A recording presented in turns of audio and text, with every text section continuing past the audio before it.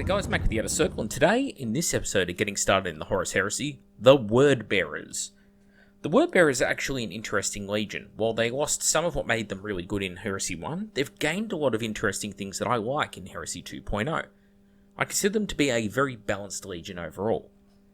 So, their legion trait now is the True Believers.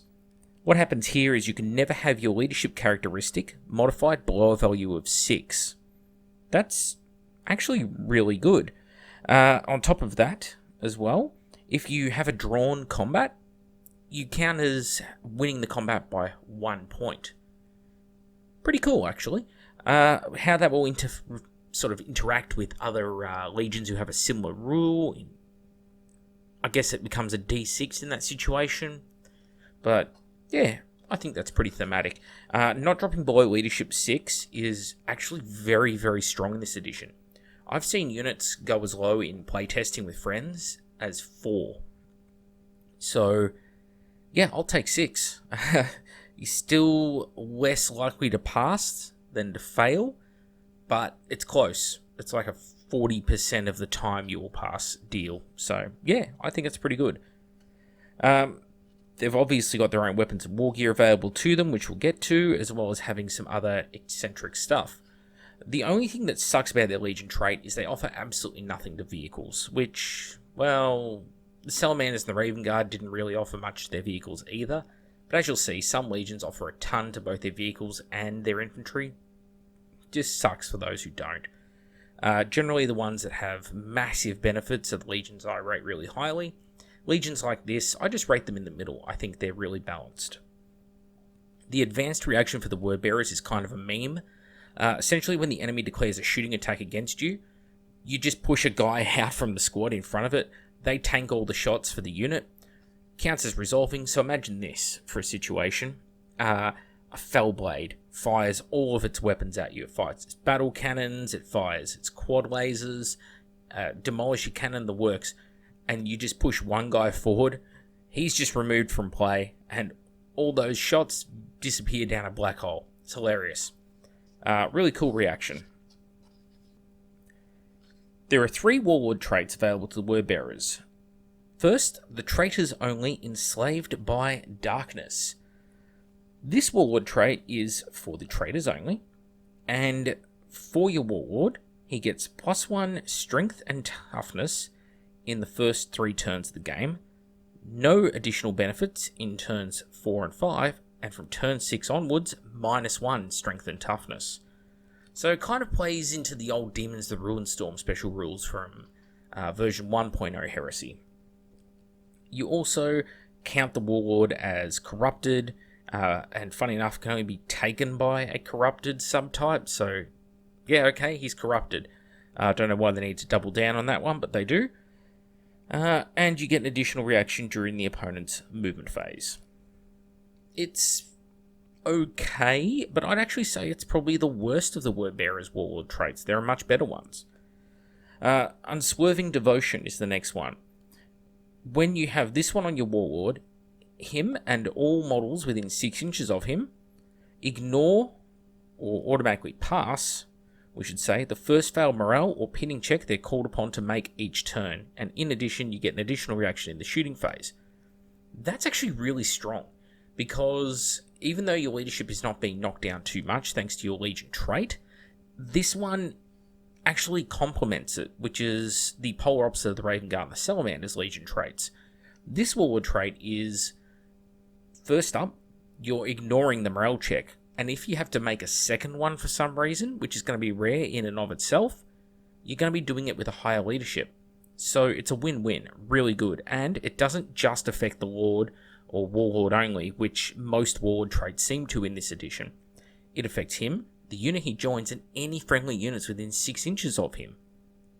That's really handy.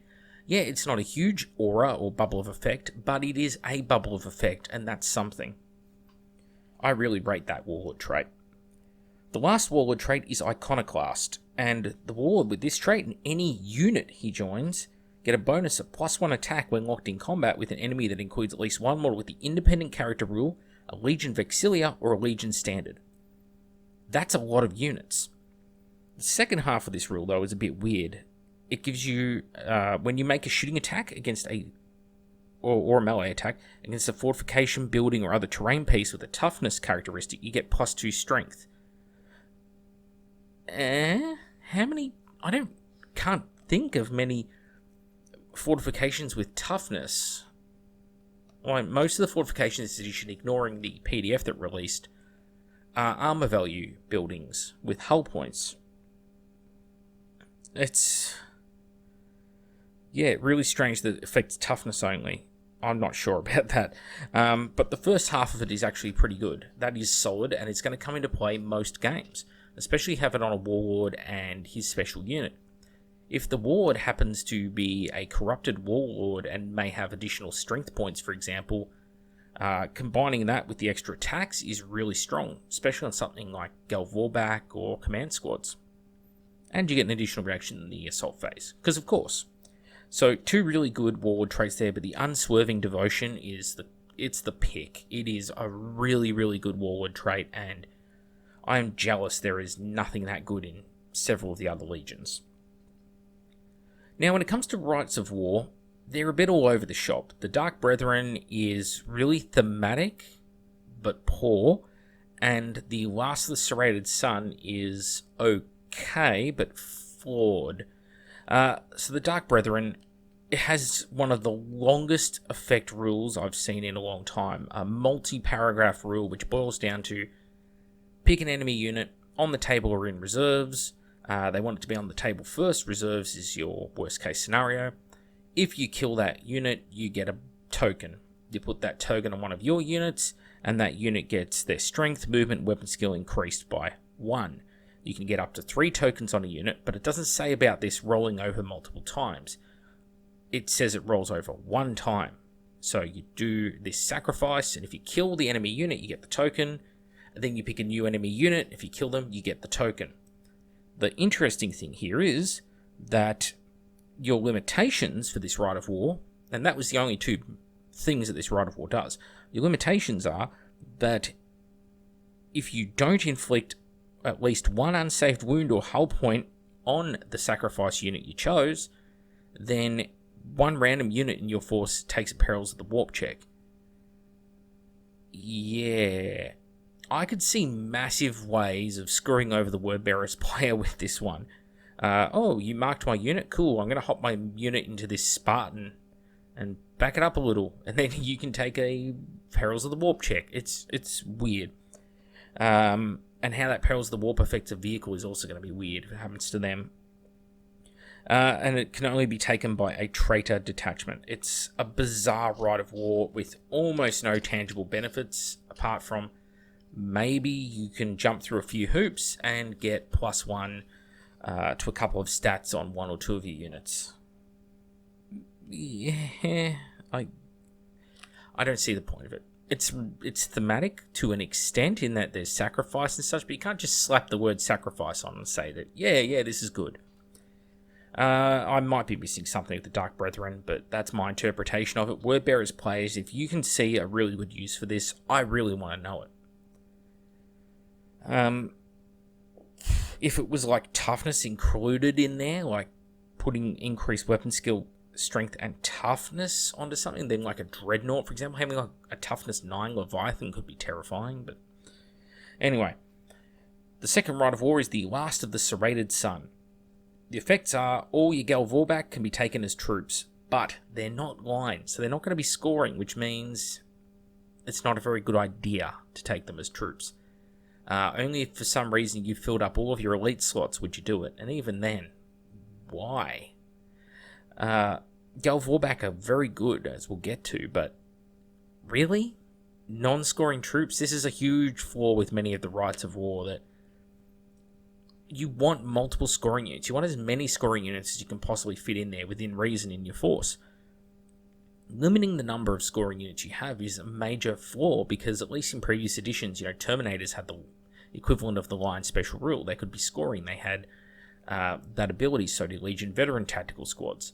By restricting it only to the most bare bones of troop choices, Assault Marines, Tactical Marines, and Legion Despoilers and Breaches, and I suppose Recon Marines, so Power Armor, and few types of power armor. Even tactical support squads don't have it.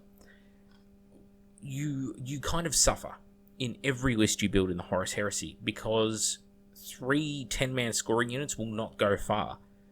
So you need at least more. If you're going to play 3,000 points, you need 6 scoring units. That's the reality of the game. Because in many of the missions in this game, points are accumulated per turn. They're not just hold the objective at the end of the game and win. They are, each turn you score a point for sitting on an objective. So it becomes very easy to strip the other person's ability to score any points by killing a 10-man tactical squad, for example, holding an objective. With the changes to cover saves and the changes to being able to go to ground and such, units that are out in the open trying to hold objectives, and the general weakness in cover now means that it's really hard and really dangerous to hold objectives. So why would you limit yourself by filling up your troops' choices with a bunch of non-scoring Gal Vorbak, no matter how cool they are? It is really the major downside of these sorts of rights of war, and it's not a Wordbearer's exclusive problem. The second buff of this right of war is that your Gal Vorbak can take Legion Dreadcore drop pods as a dedicated transport, which is fine. They're nowhere near as good as they used to be, though. Thirdly, any unit composed of mods of the infantry unit type with access to a Rhino can take a Legion drop pod instead as their dedicated transport, which is, it's fine. So it's trying to be orbital assault, but without any of the orbital assault buffs. It also restricts you because you can't take any movement 0 units that don't have the orbital assault vehicle special rule, or any units with the artillery unit subtype. Also, the army whose primary detachment is using this right of war can't take allies, nor can it be used on an allied detachment, and it can only be used by traders. So both rights of war can only be used by traders. Yeah, okay, you can't take Gal Vorbak as a loyalist anyway, so it's one of those weird situations. Anyway, the Armory of the Wordbearers. The Burning Law. This is an upgrade to your characters. So your Praetors, whether they're Tartarus or Cataphracti, can take the Burning Law subtype. 25 points, and it gives you the Corrupted and Psyker subtypes, as well as the Diabolism discipline. Or any other unit in the force can take Dark Channeling. So Dark Channeling will give you Corrupted unit type, so kind of like Gal Vorbak Light TM. You can put it on Dreadnoughts, you can put it on infantry. Yeah, it's fine. It has its bonuses, which we'll get to. It also has its drawbacks, which we'll get to. Tainted Weapons. Tainted Weapons are... I really like them, actually. So the way they work is you can take a normal power weapon and then you can upgrade it to a tainted weapon. So where it's really going to pay off is on things like Terminators who start out with power weapons, or characters who start out with power weapons, because then you're not paying power weapon plus tainted weapon points. But I think they're really good because essentially they're all Paragon blades. They are Power Sword, Power Axe and Power Maul, and gaining Murderous Strike. And also you have Lightning Claws version with Murderous Strike. And you've got the Tainted Claw. The Tainted Claw is one of the most brutal weapons in the game. I mean, it has the real brutal for a start. Brutal 2, so for every wound it inflicts, it actually inflicts 2 wounds. It's Strength 9 automatically, it's AP 2, and it has Murderous Strike on a 5+. Only downside is it seems to be restricted to only the Marigold Dreadnought. Would have been a really cool weapon for Praetors. We might actually see Praetors rocking more Power Fists if they could upgrade it into this thing. They also have Warp Fire weapons, which are an upgrade for plasma weapons. They essentially stay plasma weapons, like Plasma Pistol, Plasma Gun, and Plasma Cannon, but they drop down to Strength 6, and they gain the Pinning special rule. They suck. Plasma is terrible in this edition. Friend Tim over at the Eye of Horus the other day shot, I think, 5 plasma cannons into a tactical squad and killed 4 models. That's how much they suck now. They also have bolt spitters, which are... It's like they didn't want to give bolt guns to certain units, so they gave them bolt spitters, but the bolt spitter has the exact stats of a bolt gun, And the Greater Bolt Spitter is just a heavy bolter, but slightly more range, and heavy 6 twin linked. Okay. Then we get to the Corrupted Unit subtype. So the Corrupted Unit subtype, if you take it on, say, your Burning War Praetors or your Dark Channeling characters, the Corrupted Unit subtype will give you Fear 1, so you cause fear, so -1 to the enemy leadership. It will also mean that any weapons of the Force or Psychic Focus special rule used against you gain instant death. So big downside there, because there's a lot of Psychic Focus weaponry out there. Any unit composed entirely of models of the Corrupted Unit subtype is immune to the effects of fear, automatically passes regroup, and cannot choose to fail a morale check due to the weapons are useless special rule. However, if you do fail a morale check, because you still take them, you just don't take the penalties from fear, you do not fall back, you instead take D3 automatic wounds if you fail it. I don't know if that's better or worse. I guess it's better than being run down outright, but you could fail morale check from a host of reasons. And no model that does not also have the Corrupted Unit subtype may join a unit that is corrupted, which makes perfect sense. Then we get on to the Legion Special Consul, the Diabolist. What it's doing is it's giving you essentially Burning War on a Centurion Consul, and you can take a Force weapon for free. It's pretty questionable in its application. For 25 points, it's okay. It's okay. I think it's really more of a 15-point upgrade, but you'd probably be better in most circumstances. Simply take Dark Channeling on Librarian, for instance. You'll have more power levels, and you'll have more powers to pick from as an option. So, yeah, it doesn't do anything to make itself stand out. As for the Diabolism itself, as a discipline, you of course get the Etheric Lightning psychic weapon, which seems to be a recurring theme.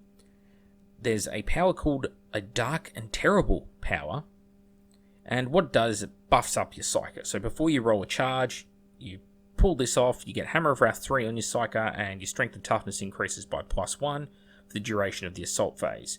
If you fail your perils, fail the check and get perils, then you still apply the bonuses of it. You just take whatever perils result as well along the way, which it's okay.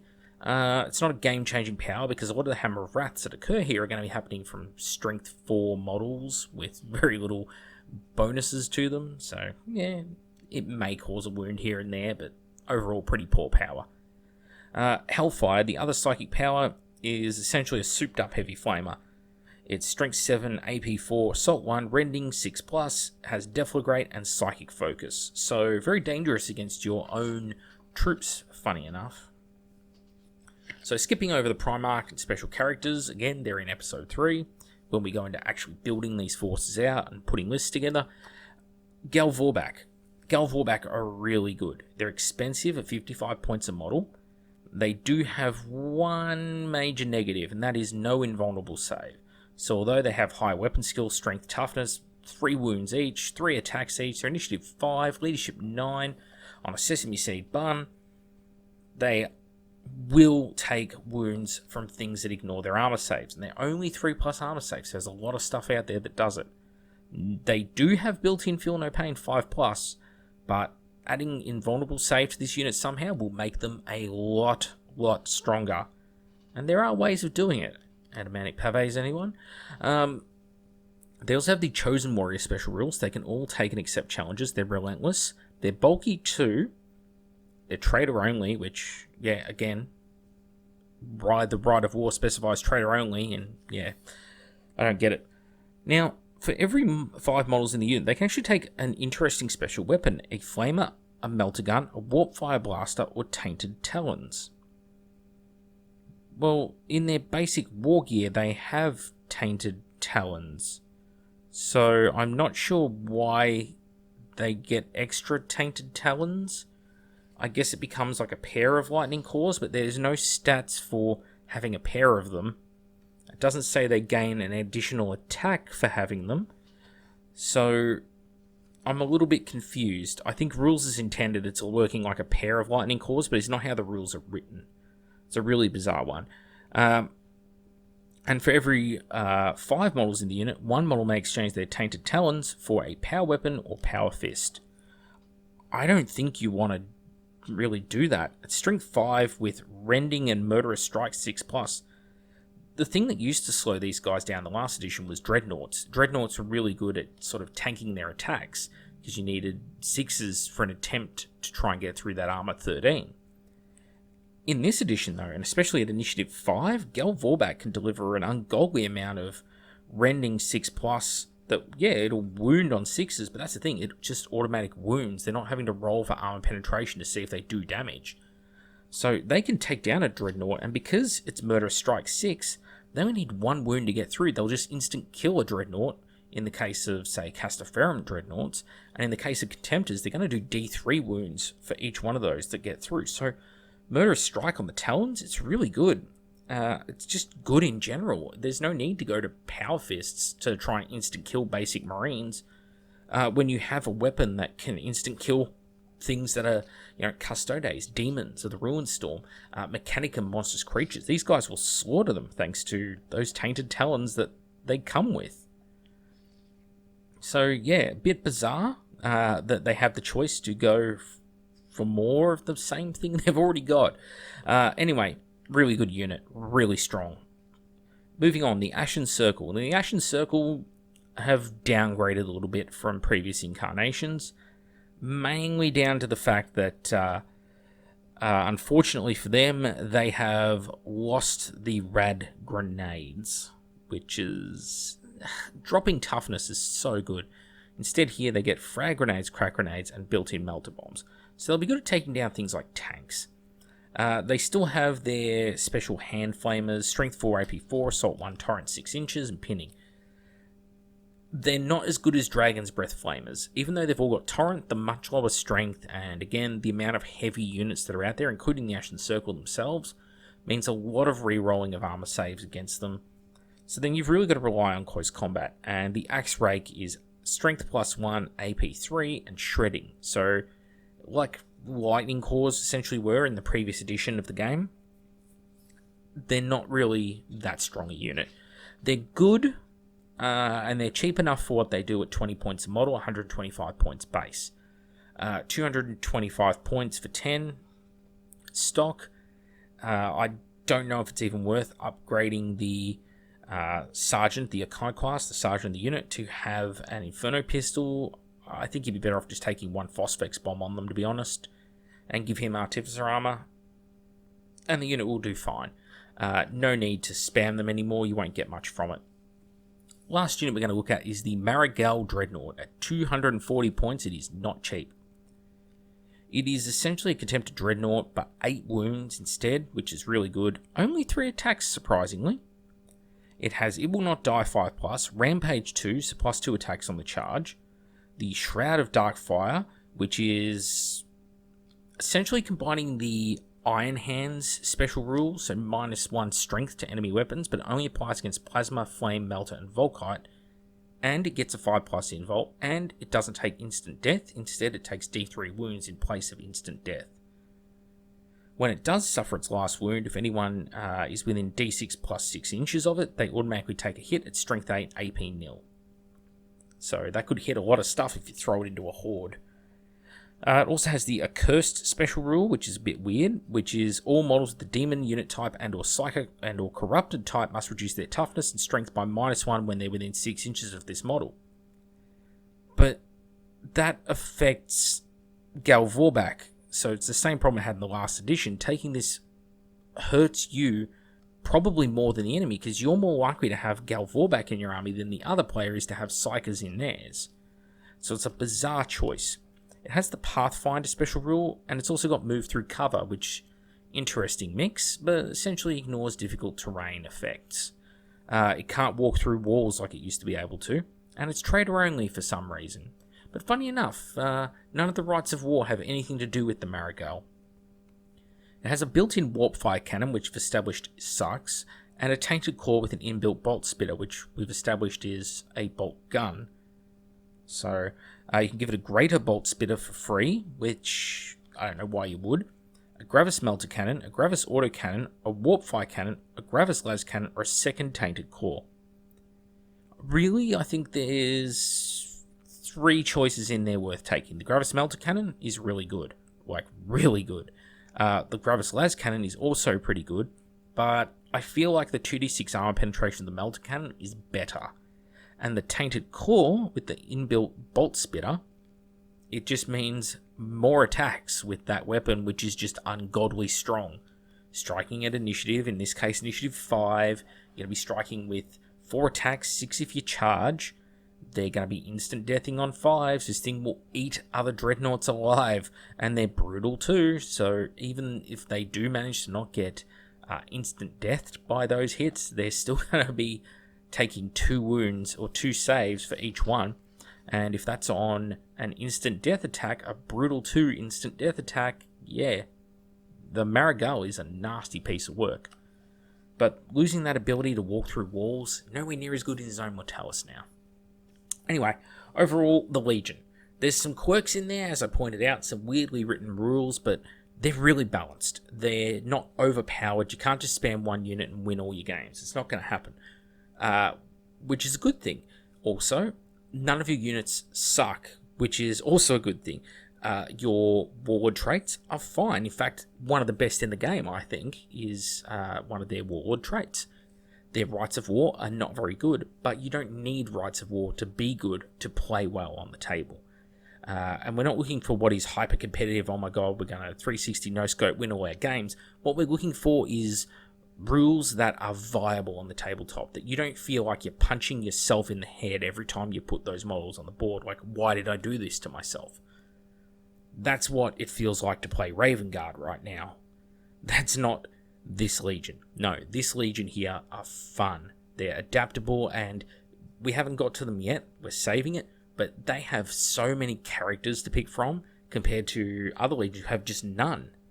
No, the Word Bearers, they are good. We're going to save those exemplary battles type units and special units until later. I'll explain why, but they're going to go into their own special episode, all of them, I think. The Raven Guard was sort of the exception because it was just trying to fish for something to make them a bit better, but oof. There's no saving the Raven Guard this edition, I'm sorry. But yeah, Word Bearers, really like them, and I really look forward to playing around with some different list builds in episode 3 when we do Wargar, we do Corferon, we do Argutel, we're going to do Erebus, we're going to do Zardu Layak and the Blade Slaves, awesome band. We're going to go through all of that. Anyway, back with the Outer Circle, hope you got something out of the episode, and I'll catch you all on the next one.